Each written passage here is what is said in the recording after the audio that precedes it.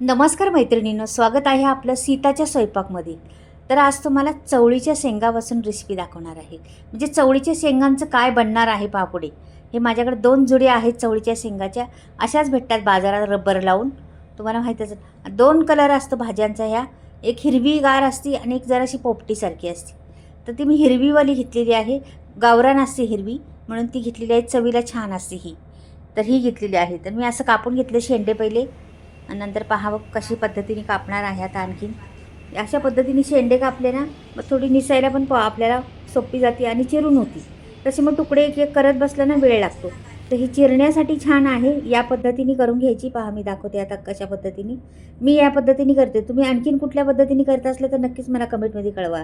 तर हे बघा, आता आपल्याला किती मोठ्या घ्यायच्यात तेवढ्या घ्यायच्या. एकदम एवढे होतात बघा पटकन. ते रबर बांधलेला आहे ना तो तसाच ठेवायचा आणि करायचं. आता इथे मी सोडणार आहे एक याचं दाखवते आणि पुढच्या याचं वेगळं दाखवते बघा. इथे सोडलेलं आहे, एक कापलेलं आहे. मग हे जरा निसायला थोडं प्रॉब्लेम करतं आपल्याला. तर इथे पहिलं मी थोडं थोडं घेऊन कापून घेणार आहे मागची बुडं. त्याची बुडं ठेवायची तशीच काढून टाकायची, ठेवायची नाही. मागची बाजू असते ना ती. तर ह्याला जरा वेळ लागतो. तर दुसरी आणखीन दाखवणार आहे ती पहा तुम्ही कशी.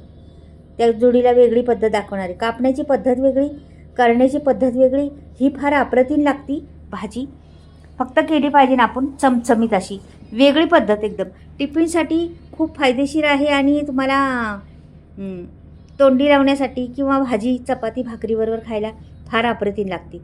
अगदी चटपटीत होणारी ही भाजी एकदम सहज होती. हलक्या फुलक्या कमी सामग्रीत पटकनी होणारी भाजी आहे. जास्त वेळ खात नाही किंवा काय नाही. निसायला पण जास्त वेळ लागत नाही किंवा काय नाही. आपण गवार बिवार निसायचं म्हणजे एक एक तुकडा करायला लागतो आणि ती निसायला लागते. तर असं नाही करायचं. पहा ही पद्धत अशी सोपी आहे. त्या पद्धतीने करा. आता आपण धुतल्यानंतर ते साप आपण चिरल्यानंतर ना तर ही भाजी पाण्यात टाकायची कधी पण, लक्षात ठेवा. पाण्यात टाकल्यामुळं काय होतं त्याच्यातले आतले जंतू किडे मडे मरून जातातच त्या आणि धुवून पण निघतं स्वच्छ. आणि आता ही बघा कापते कशी मी. आता ही जुडी अशीच घेतली, पहिली दाखवली तशीच बघा. अशा पद्धतीने कापली. अशा पद्धतीने कापून घ्यायची. ही तसंच ठेवायचा रबर आणि ती कापून घ्यायची बघा. मी रबर तसाच ठेवला, मागची बाजू कापून टाकली सर्व. आता फक्त रबर केलं का झाली आपली भाजी तयार. म्हणजे मागची निसायला नाही लागणार, काय नाही. रबर बांधलेला असल्या का तशीच कापायची. झाली ना सोपी. एकदम सोपी आहे का नाही. त्या पद्धतीने करा ना तर ह्या पद्धतीने करा. अगदी सोपी. तर याच्यात थोडंसं काय निघालं आपल्याला चांगले चांगले हे तर निसून घ्यायचे. त्या का झाले आपलं साफ सगळी भाजी निसून झाली. अगदी 2 मिनटात 1-2 मिनटं पण नाही, 15 सेकंदामध्ये होते सर्व करायचं म्हटलं तर.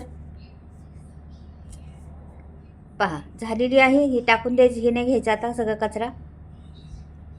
हे मी सर्व कचरा बाजूला करते आणि ही भाजी पाण्यात ठेवून देते आता दुसरी प्रोसेस होतपर्यंत. ही ठेवून देणार आहे पाण्यात, चांगली बुडवून ठेवणार आहे. ते कारण मी सांगणार आहे पुढे तुम्हाला कशासाठी मी पाण्यात ठेवली आहे, का ठेवलेली आहे ते सांगणार आहे पुढे. तर पाहतात मी इथे मी भांडं घेतलेलं आहे. मिक्सरचं भांडं आहे आपलं. आणि ह्याच्यात आता मी थोडासा मसाला वाटून घेणार आहे, अगदी कमी सामग्रीचा. तर इथे 5-6 मिरच्या टाकलेल्या आहेत. एक कांदा लसणाचा सोलला होता तो टाकलेला आहे. चांगल्या 10-12 कांड्याच. थोडंसं खोबरं होतं सुक्कं माझ्याकडं, अगदी थोडं चमच्यावर असं, जास्त नाही. ते टाकलेलं आहे. आता हे जाडसर जरासं वाटून घ्यायचं आपल्याला. ह्याच्यात दुसरं काहीच घालायचं नाही आपल्याला. तेवढंच कच्चंच आहे सर्व. जाडसर वाटून घेतलं. हे बघा अशा पद्धतीने जाडसर वाटून घेतलं. आता हे बाजूला ठेवते मी आणि पुढचं प्रोसेस दाखवते तुम्हाला कशा पद्धतीने काय पुढे करायचे आपल्याला. ते लगेच सांगते तुम्हाला वेळ. आणि हा मसाला खरंच मैत्रिणींनो कच्चाच ठेवायचा. हा जास्त भाजायचा पण नाही. इथे असाच करायचा आपल्याला. आता मी हे बाजूला ठेवते आणि इथे कोथिंबीर चिरून दाखवते तुम्हाला. मुठभर चांगली कोथिंबीर घेतलेली आहे. आपण कोथिंबीर जरा पण वाटलेली नव्हती, त्याच्यामुळे आता जास्तच कोथिंबीर फोडणीला टाकायची आपल्याला. हे बघा अशा पद्धतीने कापून घेतली कोथिंबीर. धुवून ठेवली होती पहिलीच आणि ही आता कापून घेतली. झाली ना छान. पहा आणि भरपूर कोथिंबीर आहे. तुम्हाला माहीतच आहे मला भरपूर कोथिंबीर लागते. आता इथे मी कढई ठेवलेली आहे गॅसवरती. एक पळीभर तेल टाकते. पुरेसे आहे एवढ्या फरशी म्हणजे चवळीसाठी ना भरपूर तेल आहे. ते पुरेस होणार ते. तर तेवढं घेतलेलं आहे. आता तापल्यानंतर चांगलं मग त्याला मोहरी टाकायची आपल्याला. जरासं तापू द्या आधी. नंतर मोहरी टाकणार आहे मी. थोडं तापलं पाहिजे का की कढई पण थंड होती आणि आत्ता गॅस पेटवल्यामुळे तापली नाही कढई. तर कढई तापलेली आहे आपली. आता मी टाकते मोहरी. 1 चमचाभर टाकली चांगली. जरा वरती आली तर थोडंसं तेल टाकलेलं आहे, त्याला खाली घेतली. मग जिरं टाकलेलं आहे 1 चमचा भरून. पहा बरं, जिरं छान फुलत आलेलं आहे. लगेच कढीपत्ता टाकायचा आपल्याला, म्हणजे अंगावर उडत नाही. फोडणी आणि कोथिंबीर चांगली मूठभर ती पण सोडून दिलेली आहे. आता ह्याला छान असं मिक्स करून घ्यायचं पहिलं.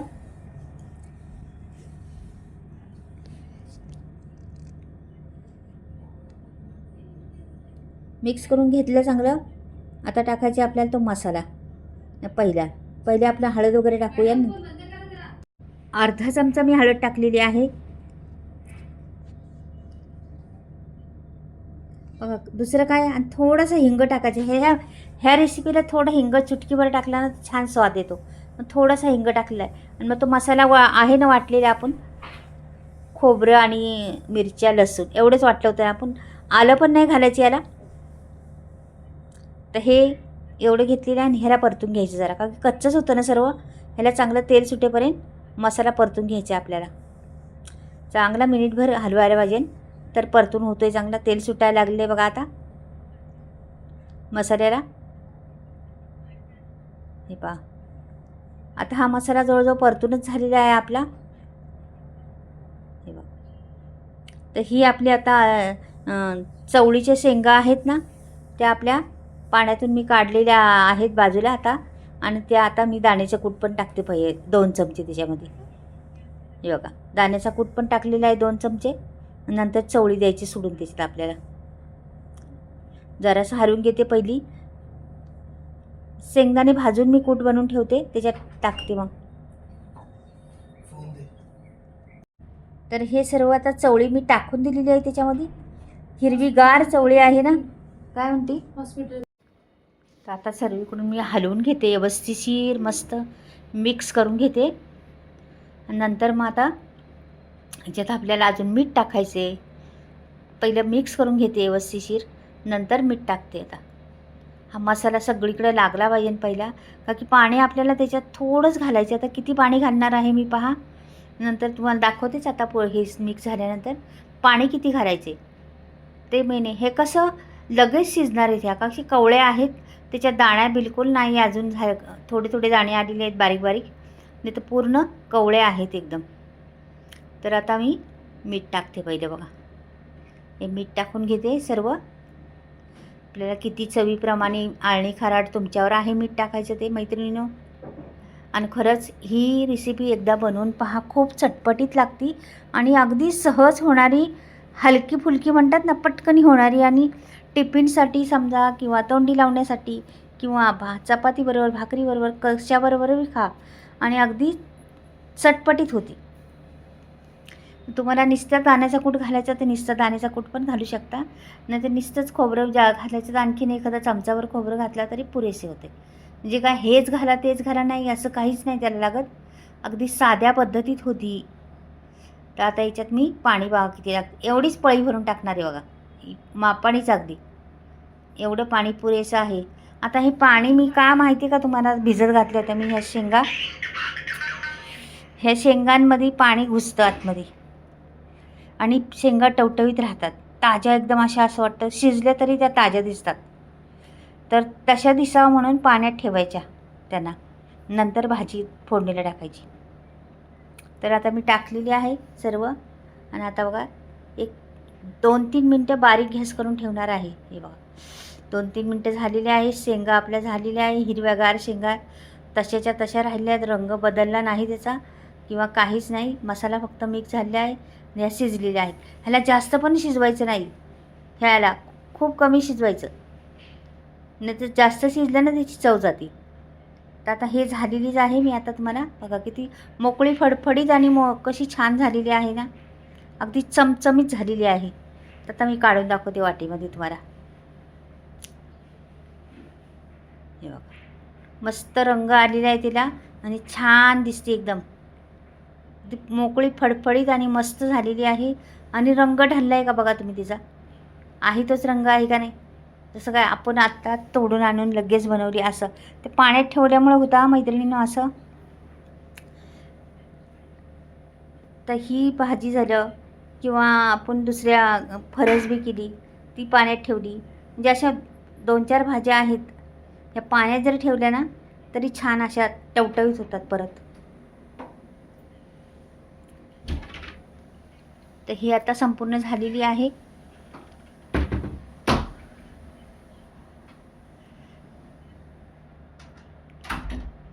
किती छान दिसते ना. रंग मला भरपूर आवडते त्याचा. छान रंग दिसतो, मस्त चमचमीत, आणि खायला ताटात वाढली तरी एकदम ताटाची शोभाच वाढवती. मस्तच दिसते. पहा किती सुंदर आहे. अगदी सोप्या आणि कमी सामग्रीत आणि झटपट होणारी रेसिपी आहे. वेळ बिलकुल खात नाही. तर तुम्ही बनवा अशा पद्धतीने चवळीच्या शेंगांची भाजी. आणि मैत्रिणींनो, तुम्हाला मसाले हवे असले माझे तर आलेले आहेत स्टॉक.